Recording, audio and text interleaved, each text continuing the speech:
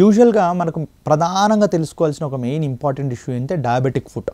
అసలు డయాబెటిక్ ఫుట్లో వచ్చే ఇష్యూస్ దేనివల్ల వస్తాయి, దానివల్ల ఇబ్బందులు ఏంటి, దానికి తీసుకోవాల్సిన జాగ్రత్తలు ఏంటి, ఇవి మనం ప్రధానంగా ఫోకస్ చేయాల్సిన అవసరం ఉంది. యూజువల్గా డయాబెటిక్ పేషెంట్స్లో ఏంటంటే పాదాల్లోని చిన్న చిన్న నరాలు దెబ్బతింటాయి. దాన్నే మనం పెరిఫెరల్ న్యూరోపతి అంటాం. దానివల్ల ఏంటంటే వాళ్ళకు నార్మల్గా ఉండేదానికంటే ఒక నార్మల్ పేషెంట్ కంటే వాళ్ళ కాళ్ళలో స్పర్శ జ్ఞానం తక్కువగా ఉంటుంది. ఒక నార్మల్ పేషెంట్ నడిచేటప్పుడు వారి పాదంలో ఒక రాయో ముల్లో గుచ్చుకుంది అనుకోండి, ఆ నొప్పికి వాళ్ళు ఇమీడియట్గా చూసుకుంటారు. కానీ చాలామంది డయాబెటిక్ పేషెంట్స్కి వాళ్ళకి సెన్సేషన్స్ తక్కువగా ఉండడం వల్ల గాయం అయిన విషయాన్ని వాళ్ళు గుర్తించరు. కాబట్టి ఆ గాయం కాస్త ప్రోగ్రెస్ అయ్యి కాల్లో చీము నీరో పట్టి కాల్లో ఇన్ఫెక్షన్ ఎక్కువై ఒక వేలో పాదం వరకు ఇన్ఫెక్షన్ స్ప్రెడ్ అయితే కానీ చాలామంది రియలైజ్ కారు. ఎందుకంటే చాలామంది అడిగినప్పుడు ఏం చెప్తారంటే నాకు అసలు ఏ గాయం తగిలినట్టు కూడా నాకు గుర్తు లేదు అని చెప్తారు.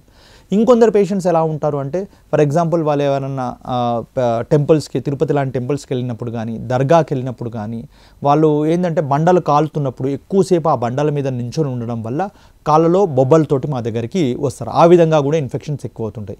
ఇంకొందరు పేషెంట్స్ ఎలా ఉంటారు, డయాబెటిక్ పేషెంట్స్ కాళ్ళలో ఎక్కువ నొప్పులు ఉన్నాయని చెప్పి వామ్ వాటర్లో కాలు పెడతామని బకెట్లో వామ్ వాటర్ పోసుకొని కాలు పెడతారు. కానీ పెట్టినప్పుడు ఏంది, ఆ టెంపరేచర్ ఎంత ఉండాలో వారు కరెక్ట్గా తెలియదు కాబట్టి ఇంకా వేడివేడి నీళ్ళు పోసుకునే అవకాశం ఉంది. అలా ఉండడం వల్ల కాళ్ళలో బొబ్బలు వచ్చి ఆ విధంగా కూడా కాళ్ళలో బర్న్స్తో మా దగ్గరికి వచ్చే వాళ్ళని కూడా మేము ఎక్కువగా చూస్తూ ఉంటాం. కాబట్టి డయాబెటిక్ పేషెంట్స్ అనేది ఇది ఒకటి వాళ్ళకి 100% గుర్తుపెట్టుకోవాలి. ఎందుకంటే వాళ్ళకు ఒక నార్మల్ పేషెంట్ కంటే స్పర్శ జ్ఞానము ఇది తక్కువగా ఉంటుంది. కాబట్టి దానికి తగినట్టే వాళ్ళు జాగ్రత్తలు తీసుకోవాలనేది రెగ్యులర్గా గుర్తుపెట్టుకోవాలి. ఇంకోటి డయాబెటిక్ పేషెంట్స్లో ఏమవుతుందంటే ఫుట్లో చిన్న చిన్న జాయింట్స్లో, బోన్స్లో మైక్రో చేంజెస్ అనేది జరుగుతుంది.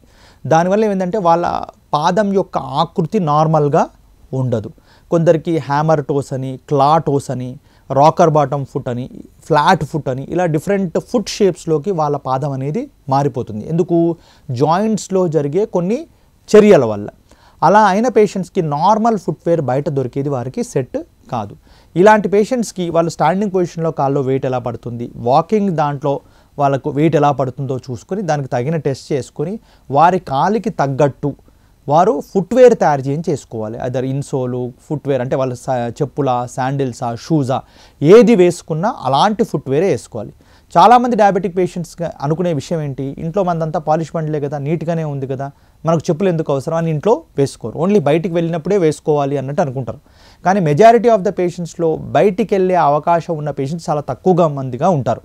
సో కాబట్టి ఏమైపోతుంది, వాళ్ళు చెప్పులు వేసుకోకుండా ఇంట్లో తిరగడం వల్ల ఇంట్లో బయట ఎక్కడైనా కానీ వాళ్ళ కాళ్ళలో గాయాలు అయ్యే అవకాశాలు, కాళ్ళలో ఇబ్బందులు అయ్యే అవకాశాలు, ప్రెషర్ అల్సర్స్ వచ్చే అవకాశాలు చాలా ఎక్కువగా ఉంటాయి.